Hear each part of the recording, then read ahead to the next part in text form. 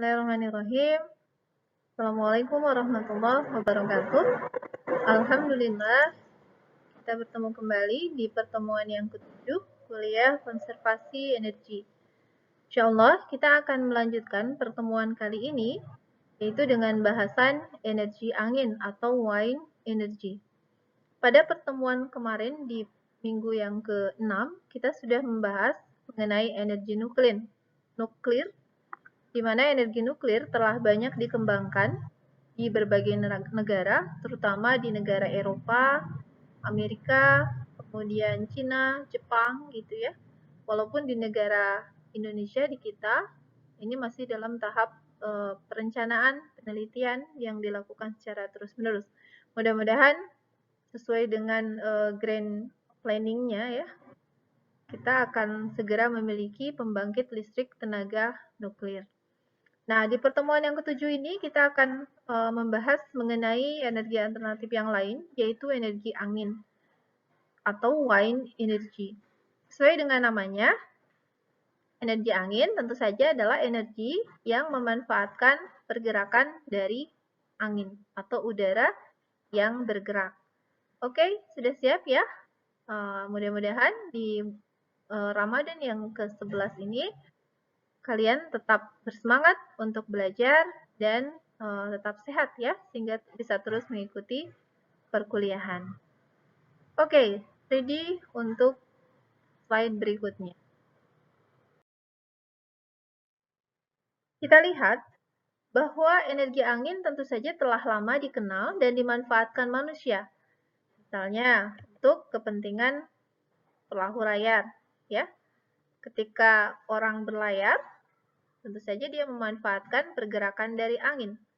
Kemudian angin itu sendiri kenapa dia bisa terjadi? Nah, terjadinya angin itu karena adanya perbedaan suhu antara udara panas dan udara dingin. Indonesia itu termasuk negara yang berada di garis khatulistiwa. Jadi kita dilintasi oleh garis khatulistiwa sehingga daerah kita hampir selalu mendapatkan cahaya matahari sepanjang tahun. Dan ini membuat kita menjadi negara yang senantiasa mendapatkan panas. Nah, akibat kita mendapatkan panas terus-menerus, maka udara kita senantiasa mengembang sehingga menjadi ringan dan naik ke atas. Dan ini bergerak ke daerah kutub yang lebih dingin. Sementara di kutub udaranya menjadi dingin dan karena dingin dia turun ke bawah akibat massa jenisnya yang membesar. Nah, karena adanya perputaran udara tadi, perpindahan udara dari kutub utara ke garis khatulistiwa menyusuri permukaan bumi dan terus baliknya melalui lapisan udara yang lebih tinggi, maka inilah yang kemudian menghasilkan angin. Nah, angin yang bergerak dari kutub ke daerah khatulistiwa ini yang dikenal sebagai angin pasat. Oke, ada banyak jenis angin lain sebenarnya, tapi prinsipnya bahwa terjadinya angin itu tadi karena adanya perbedaan suhu ya pada udara panas dan udara dingin yang menyebabkan pergerakan. Oke, selain angin pasat, ada angin muson, angin pantai, dan angin lokal. Bisa dilihat pada gambar ini bahwa akibat udara yang dingin, si angin ini kemudian dia kerapatannya menjadi membesar, sehingga dia turun ke bawah. Sementara di khatulistiwa, sebaliknya, udaranya panas, sehingga angin kemudian menjadi mengembang. Nah, massa jenisnya atau kerapatannya menjadi kecil, akibatnya dia naik ke atas. Perpindahan dari angin dingin dan angin panas inilah yang kemudian menyebabkan pergerakan dari udara.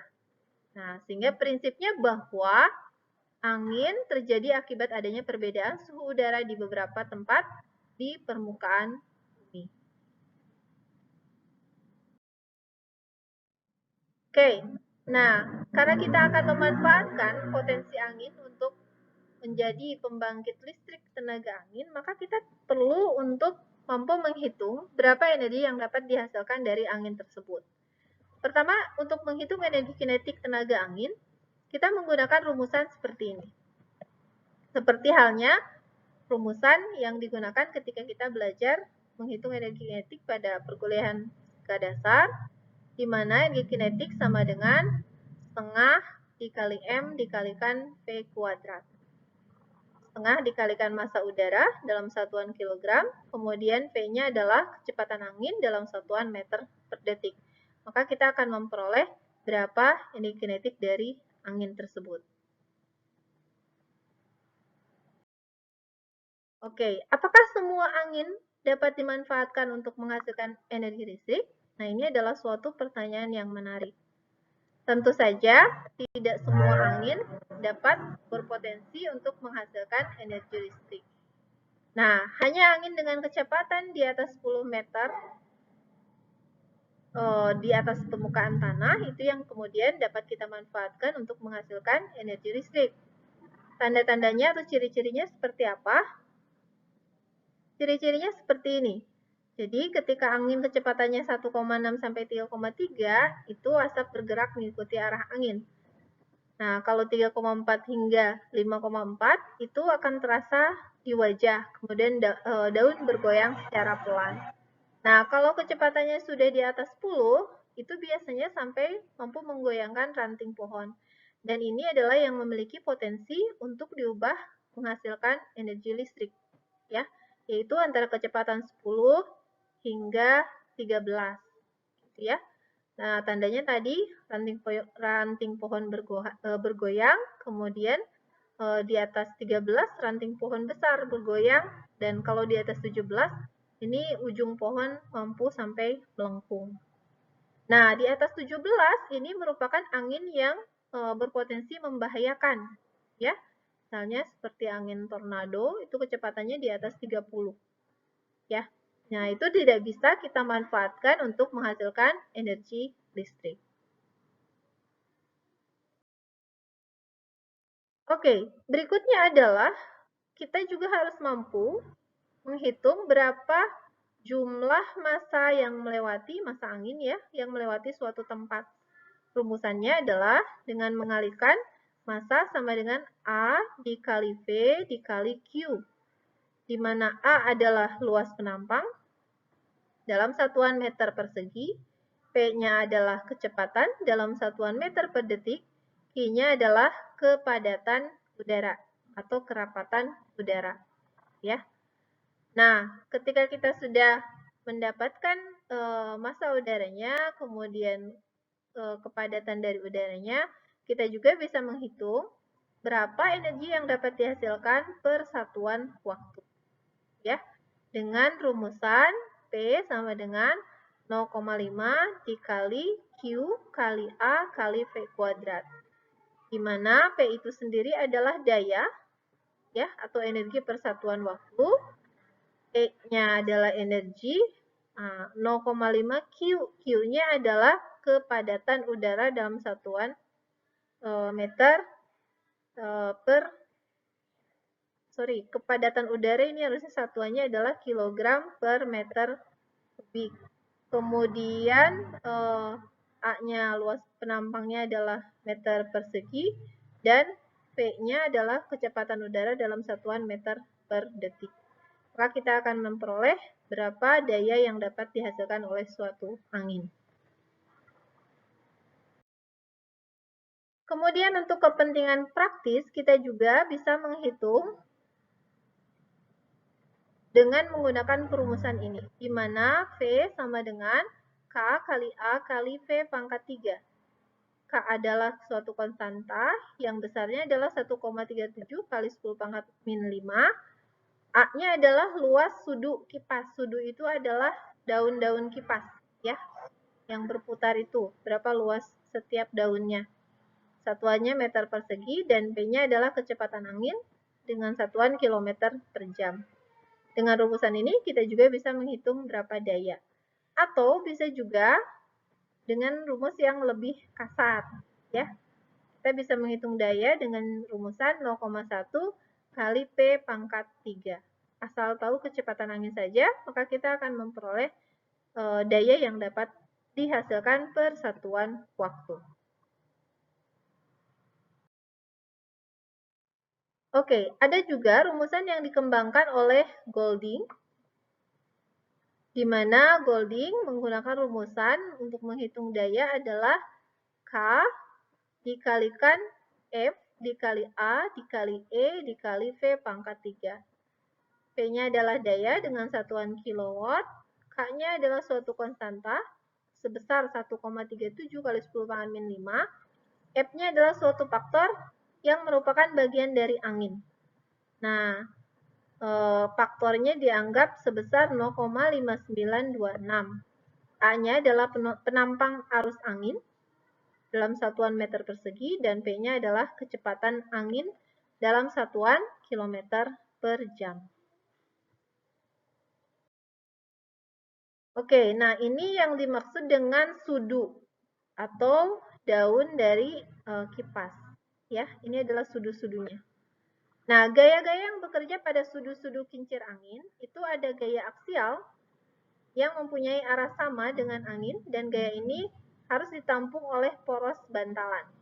Ya, jadi ini gaya aksial, ya, gaya yang searah dengan angin. Kemudian ada gaya sentrifugal yang meninggalkan titik tengah. Bila kipasnya bentuknya simetrik, maka semua gaya sentrifugal akan saling meniadakan atau resultanya sama dengan 0. Ya, kalau kipasnya simetrik. Kemudian gaya tangensial ini menghasilkan momen yang bekerja tegak lurus pada radius dan merupakan gaya yang produktif. Ya, jadi ada 3 gaya, aksial, sentrifugal, dan tangensial.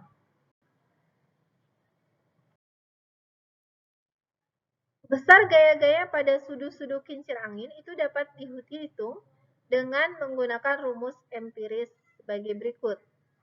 Ya, untuk aksial, kemudian apa tadi S dan tangensial, gitu ya. Ini bisa dihitung dengan menggunakan rumusan ini. Ya, A-nya adalah 0,00142 V kuadrat kali R kuadrat. Untuk aksial, untuk sentrifugal 367 kali RV per P1 kali P2 dalam kilogram sentrifugal. Kemudian untuk tangensial adalah 0,00219 dikali W. W itu adalah berat daun dikali V2, kecepatan relatif titik berat, dikali V kuadrat. Ya, kecepatan anginnya bagi R1, radius hingga titik berat daun. Oke. Nah, berikutnya ini adalah gambar yang memperlihatkan daya sebagai fungsi kecepatan angin. Ya, daya sebagai fungsi kecepatan angin. Jadi ini adalah dayanya yang sumbu Y dan sumbu X-nya adalah kecepatan anginnya. Dapat kita lihat kalau angin bergerak sebesar 5 meter, ya, maka akan menghasilkan berapa kilowatt.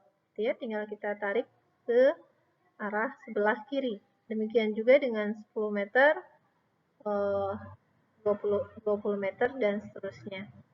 Maka kan kita bisa lihat kecepatannya, ya, kita tarik garis ke atas seperti ini. Oke, kita akan bisa melihat berapa daya yang dihasilkan.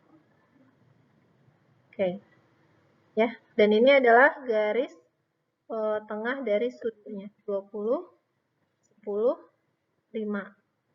Semakin besar garis tengah dari sudu atau daun-daun dari kincir angin, maka tentu saja akan menghasilkan daya listrik yang juga semakin besar.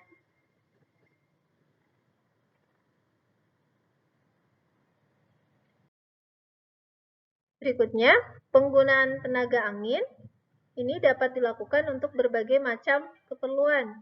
Misalnya untuk menggerakkan pompa air pada irigasi atau tambak udang, ikan, gitu ya. Kemudian bisa juga untuk menggiling padi, untuk memperoleh beras. Bisa juga untuk menggergaji kayu, atau yang paling utama adalah untuk membangkitkan tenaga listrik menggunakan tenaga bayu atau angin. Nah, di kita juga sudah ada, namun jumlahnya masih sangat terbatas. Nah, ini adalah skema pusat listrik tenaga angin skala kecil, ya. Jadi ini ada kincir atau baling-baling yang digerakkan oleh angin.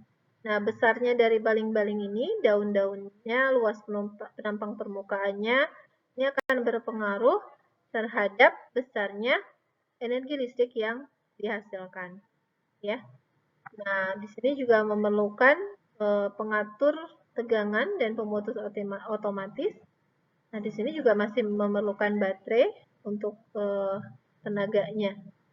Ya. Oke, dasar energi angin, semua energi yang dapat diperbaharui dan berasal dari matahari, ya, kecuali panas bumi. Kemudian matahari meradiasi 1,74 dikali 1014 kilowatt jam energi ke bumi setiap jamnya. Jadi besar sekali, sangat besar, ya. Nah, 1-2% dari energi tersebut diubah menjadi energi angin. Jadi seperti halnya energi matahari, energi angin itu adalah suatu renewable energy atau energi yang dapat diperbaharui. Hanya dia tidak sebesar energi matahari, hanya 1-2% saja dari energi matahari. Ya, jadi energi angin secara tidak langsung ini berasal dari energi matahari, gitu ya.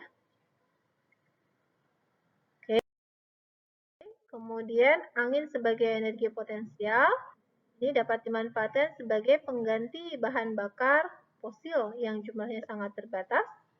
Kemudian angin juga di alam ketersediaannya melimpah. Kemudian tentu saja gratis.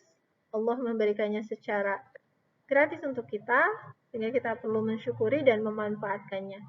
Kemudian pemanfaatannya dapat dilakukan secara langsung dan tidak menimbulkan pencemaran udara.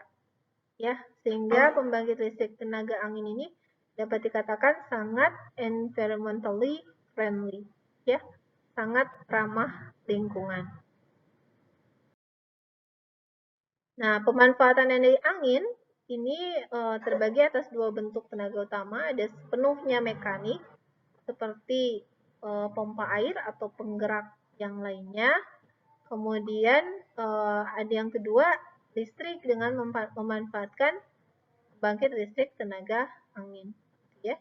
Jadi ada yang sepenuhnya mekanik, ada juga yang tetap tergantung kepada energi yang lainnya, ya. Seperti pembangkit listrik tenaga angin itu tetap perlu listrik atau baterai. Oke, pemanfaatan energi angin untuk pemanfaatan angin untuk energi itu terbagi dua bentuk. Oh, ini yang tadi sudah dibahas ya. Jadi ada sepenuhnya mekanik, ada yang memanfaatkan listrik juga untuk pembangkit listrik. Oke, nah ini merupakan data dari World Wide Energy Association atau Asosiasi Energi Angin Dunia yang menyampaikan bahwa sampai tahun 2007 energi listrik yang dihasilkan oleh turbin angin di dunia itu mencapai 93,85 gigawatt atau kurang lebih 1% saja dari total listrik global. Yang terbanyak adalah di Amerika, Spanyol, ya, Eropa, kemudian Cina. Ini sebenarnya datanya sudah lama. Ada data yang terbarunya, ini tahun 2019. Ini sudah mencapai 650.758 megawatt. Ya, sudah jauh lebih besar. Dan ini yang terbesar itu ada di China. Kemudian Amerika dan Eropa. Asia yang masih dikuasai Cina dan Jepang. Negara-negara Asia yang lain seperti Indonesia itu masih sangat minim. Ya. Nah, energi angin di Indonesia ini potensinya sebenarnya sangat melimpah karena kita banyak daerah-daerah di kawasan pesisir. Total kapasitas terpasang sampai saat ini kurang dari 800 kW, masih sangat-sangat kecil. Ya, di seluruh Indonesia ini 5 unit kincir angin pembangkit berkapasitas masing-masing 80 kW sudah dibangun. Tahun 2007, 7 unit dengan kapasitas sama, ini menyusul dibangun di 4 lokasi. Ya, ada Pulau Selayar 3 unit, Sulawesi Utara 2 unit, Nusa Penida, Bali, serta Babel, Bangka Belitung masing-masing 1 unit. Ya, di daerah Jawa itu nampaknya belum terlihat ya. Oke. Kebijakan Dewan Energi Nasional ini mengacu pada kebijakan energi nasional bahwa pembangkit listrik tenaga angin atau Bayu ini ditargetkan mencapai 250 MW pada tahun 2025.